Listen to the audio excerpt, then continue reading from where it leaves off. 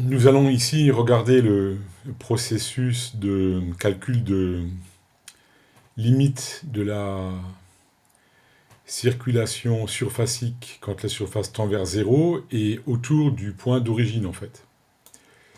Alors on va regarder ici donc ça sur le logiciel GeoGebra en 3 dimensions pour bien comprendre les plans de circulation qui sont orthogonaux 2 à 2. Donc on circule avec une surface qui va converger vers le point d'origine. L'axe rouge, c'est l'axe X. L'axe vert, c'est l'axe Y. Et en bleu, donc, l'axe Z. Alors, quand on circule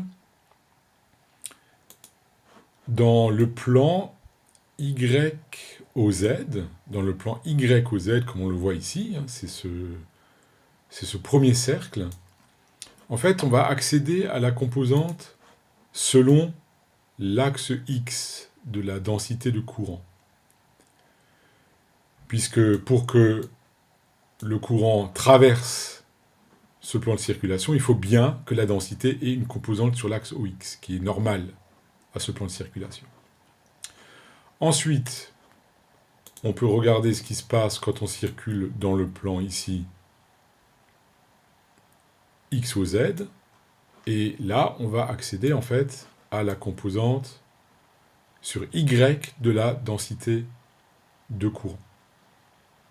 Et enfin, pour finir, on peut mettre en évidence le dernier plan de circulation, qui est donc dans le plan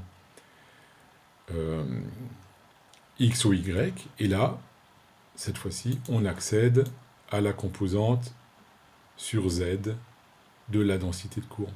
Donc on voit bien qu'il y a 3 façons de circuler, dans 3 plans qui sont orthogonaux 2 à 2.